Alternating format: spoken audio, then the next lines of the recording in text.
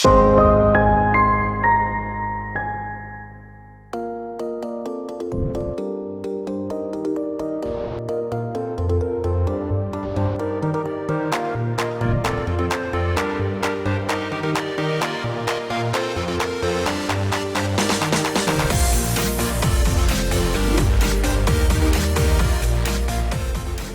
pagi teman-teman semua. Hari ini tuh hari yang sangat spesial ya. Jadi hari ini saya dan tim Indogen Capital kita visit ke kantornya EVOS Esports ya. The number one esports team in the region ya. Jadi bukan cuma di Indonesia tapi seluruh ASEAN. Jadi ini kesempatan yang luar biasa. Ini juga pertama kali buat saya pribadi untuk visit ke kantor ini, dan dari tampilan luar aja saya udah sangat impress sekali. Saya tadi keliling, saya liatin piala-pialanya, itu luar biasa ya. Jadi sangat membanggakan sekali bahwa kita Indonesia punya esports team yang sangat luar biasa ya. Saya perkenalkan diri juga buat yang belum kenal, nama saya Chandra Firmanto. Saya Managing Partners and Founder dari Indogen Capital. Jadi Indogen Capital ini kita venture capital firm yang invest ke perusahaan berbasis teknologi di seluruh Asia Pasifik. Tapi mesti punya plan untuk satu hari nanti expand di Indonesia, karena kita mau mendukung ya program pemerintah menarik foreign direct investment ke Indonesia. Dan hari ini saya ditemani oleh Aldian ya, bekas superstar juga, pemain esports yang terkenal ya, dan juga akan jadi host kita. Beliau ini adalah headnya esports ya untuk EVOS. Jadi terima kasih Aldian sudah meluangkan. Terima kasih Pak Chandra. Ya. Jadi Aldian ini dari audiensnya kita ya, dan juga dari komoditi saya ya. Jadi mungkin kita ini ya agak old school, sehingga banyak pertanyaan-pertanyaan ini yang kira-kira tuh jadinya ditanyakan ke saya setiap hari gitu loh ya. Jadi pada waktu kita Indogen Capital itu bisa melihat bahwa potensi esports dan juga mobile gaming ini luar biasa, tapi banyak rekan-rekan investor yang lain yang mungkin lebih tradisional itu mempertanyakan kenapa Indogen ini mau invest ke dunianya gaming kayak begini gitu. Apalagi kan pemikiran kalau old school kan berpikir bahwa kalau main game itu katanya nggak ada duitnya dan habisin waktu, nggak ada masa depan dan sebagainya.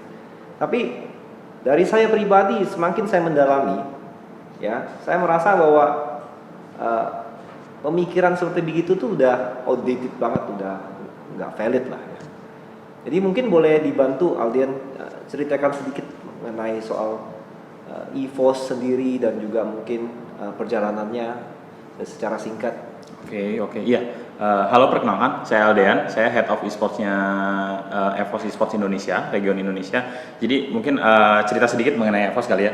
EVOS itu founded in 2016. Itu sebelumnya itu dia ada tim Dota di Indonesia, nama timnya itu Zero Latitude, dan EVOS kebetulan bikin turnamen Dota sendiri. Jadi yang menang turnamen itu tuh dia akan disponsori oleh EVOS atau diakuisisi lah bisa dibilang. Cuman yang tim yang ini itu dia juara 3, karena juara 1 juara 2-nya itu dia sudah ada sponsor.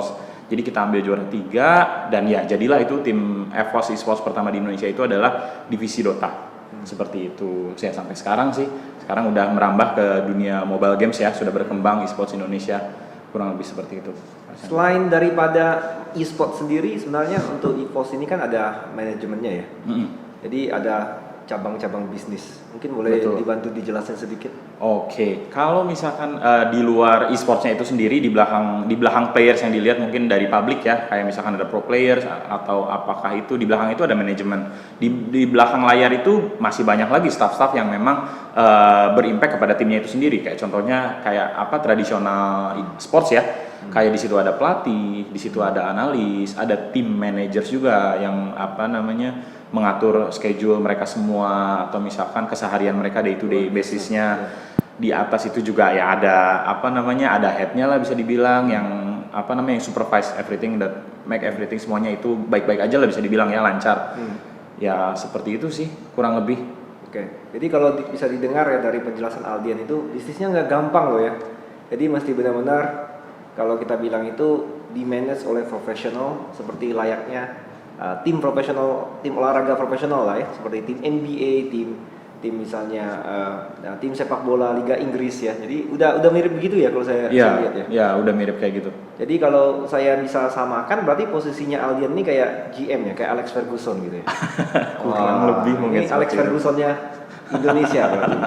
Ya, jadi memang pengaruhnya GM tuh kalau kita yang nonton sepak bola ataupun kayak seperti saya yang suka NBA, saya tuh tahu sekali bahwa pengaruh GM itu tinggi sekali, seperti Toronto Raptors ya, dengan punya GM yang bagus bisa sampai juara dan timnya jadi solid, padahal dari sebelumnya mungkin tim yang biasa-biasa ya. Jadi memang luar biasa ini nggak segampang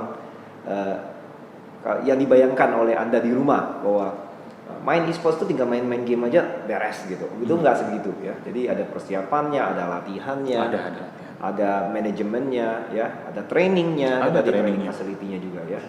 Dan kalau usia pemain itu rata-rata umur berapa ya? Yang mungkin bisa dijelasin dari trainingnya, kira-kira usia berapa, kemudian prime-nya yang jadi pemain, dan setelah pemain mungkin apakah ada karir nih? Habis pemain jangan-jangan jadi pengangguran kan? Itu kan kekhawatiran yang di rumah kan? Nah, habis pemain itu gimana nih supaya nggak jadi pengangguran gitu? Rata-rata players e-sport di Indonesia sebenarnya dari teenagers banget juga udah ada ya, dari pengembangan mungkin dari 13 tahun, 14 tahun, 15 tahun kita pun ada akademi. Jadi rata-rata sih maksudnya kalau masih bisa dibilang entry level atau semi pro lah bisa dibilang ya. Rookie to semi pro itu rata-rata di umur 13 tahun sampai 15 tahun, 16 tahun lah. Kalau udah umur 17 tahun ke atas itu udah bisa masuk professional scene. Ya itu apa namanya bisa dilihat dari levelnya. Iya, bisa dilihat dari levelnya, dari makro mikronya kita nilai dari situ. Ya baru bisa masuk jenjang professional scene. Kalau kata Pak Chandra tadi, kalau misalkan nanti kalau udah umurnya mungkin 22, 23, 24, jenjangnya seperti apa gitu masih ada lagi. Ya itu kan bisa bisa dibilang itu kita bisa shifting, bisa ke coach atau bisa masuk ke manajemen juga jadi team managers atau another staff yang lain yang mungkin bisa, karena dia udah mungkin experience di dunia e-sports itu sendiri, kayak udah 2 tahun 3 tahun aktif di professional scene, gambarannya tahu seperti apa. Nah itu bisa melanjutkan di karir kayak dibantu di manajemen atau misalkan jadi coach atau jadi analisis seperti itu. Wah, luar biasa. Jadi jenjang karir itu sebenarnya nggak pernah berakhir ya. Artinya kalau memang bisa punya karir yang terus menerus ya di e-sports ya. Dan yang luar biasa itu sebenarnya e-sports ini baru mulai naik daun di Indonesia atau Asia Tenggara itu kira-kira kapan ya? Sebenarnya e-sport itu memang udah ada dari dulu ya. Aku pun aktif dari tahun 2010, cuman memang tidak seberkembang atau sebesar sekarang. Mungkin aku bisa bilang itu berkembang mulai sangat pesatnya itu di tahun 2016 ke atas sih. Terus juga shifting di Indonesia sendiri itu shifting dari PC games. Benar. Itu shifting ke mobile games. Itu di Southeast Asia itu growth very fast banget sih. Iya, saya baca di artikel, ada satu artikel menulis mengatakan bahwa 50 juta penduduk Indonesia itu sebenarnya daily active user untuk gaming. Yes. 50 juta. Ya, penduduk Indonesia itu 375 juta ya. Itu saya udah nggak ikut sensus. Kalau sensus kan 350. Saya anggap lebih deh 375. Ini 50 juta, luar biasa sekali ya. Jadi memang banyak yang gamer at heart ya. Diam-diam ya, mungkin nggak mau ketahuan bosnya ya, main game kan. Jadinya sebenarnya mereka katanya setidaknya main 1 game ya sehari ya. Iya, soalnya kan sekarang kalau mobile games itu lebih ke apa ya, kurang lebih, apalagi mobile games ya, itu kayak shifting 3 menit, 5 menit, 10 menit itu dia udah bisa nyelesain 1 game. Iya. Jadi kalau misalkan ya kayak mungkin Pak Chandra sendiri nunggu meeting kayak sebentar 15 menit, 1 game, ya 1 game, terus kalau misalkan atau lagi di jalan, lagi di Grab or something, boring kita bisa main game. Kan kalau dulu tradisional games kan konsol, PC, minimal harus nyiapin waktu, fokus ke game. Kalau ini mobile games is easier lah tuh. Tinggal scroll, main. Ya, ajak teman main gitu sih. Ya, dan ini ada interactionnya juga ya, karena kan setiap game itu biasanya dia mengencourage untuk build community ya. Betul. With your friends kan. Ya. Itu yang membuat ketagihan ya. Iya, di Indo sih apa namanya mungkin terms atau slang yang mungkin semua orang paham bikin jadi booming ya. Terms mabar. Mabar, semua orang kan bilang mabar, ya. Jadi it's very easy. Mereka juga kan teman-teman kayak misalkan nongkrong bareng, semua punya handphone lah ya sekarang. Ya tinggal main kayak yuk mabar. Nah itu juga itu sekecilnya mereka tidak disebut community, itu disebut community.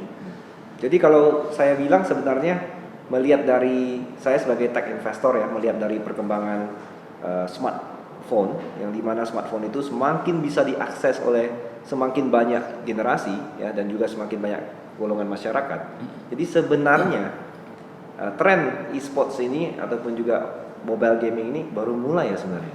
Sebenarnya bisa dibilang baru mulai banget lah ya, bisa dibilang, soalnya masih early stage banget kalau di Indo mungkin, atau di Southeast Asia sendiri, soalnya baru bisa kelihatan kan, bisa dibilang sponsor-sponsor besar udah mulai masuk ya, atau berani kayak nge-sponsorin liga, nge-sponsorin tim, brand-brand yang memang bisa dibilang mainstream lah ya. Kalau dulu kan mungkin masih di sebatas apa tech brand atau misalkan apa, sekarang udah kayak mainstream, even kayak nasional bank atau apapun itu kita udah bisa lihat mensponsori banyak liga dan tim sih, tim e-sport itu sendiri. Nah mungkin pertanyaannya akan jadi populer nih. Jadi semua sudah dengar, sudah semangat, sudah siap nih mau ikut lompat masuk ke dunianya e-sports ya. Gimana sih caranya untuk bisa join timnya EVOS? Atau ada cara gak? Atau ada jenjang yang bagaimana untuk bisa bergabung? Atau ada tempat training atau apa, mungkin boleh dijelasin gitu.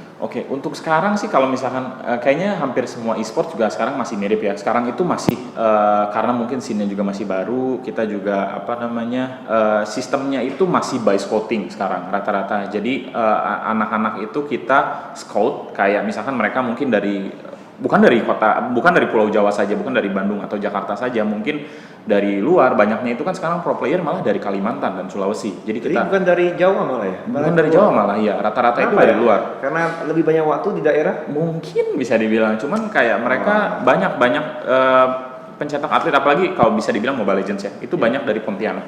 Dari Pontianak, dari Pontianak pro kota players. kelahiran saya. Jadi Ya, saya dari bangga Pontianak. sekali. Banyak jadi banget. orang punya banyak waktu untuk main Mobile Legends rupanya ya. Iya. Saya emang luar biasa sih. Saya lihat di Pontianak, karena saya orang Pontianak kan. Jadi saya masih sering balik ke hometown ya. Itu saya lihat warung kopi di mana-mana sediakan free wifi, dan warung kopi itu ramai terus. Dan saya yakin itu mereka ini pada main games, kelihatan sekali karena mereka fixated banget sama gadgetnya semua. Betul.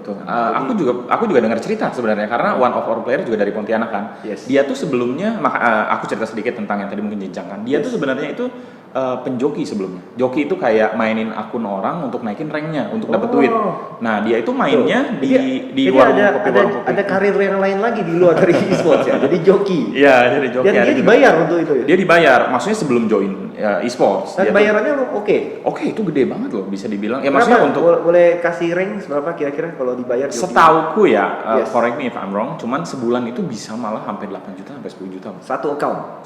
Dan dia bisa main beberapa account. Bisa main beberapa account sebulan. Ya seberapa sering digiat dia ngejoki sih dulu. Yeah. Cuman aku pernah dengar seperti itu, dan mainnya di kata yang Pak Chandra tadi, banyak warung kopi di Pontianak kan, mereka main di situ. Ya wifi-nya free ya. Iya, wifi-nya free. Beli kopi satu. Terkenal di Pontianak seperti itu. Ya, terkenal.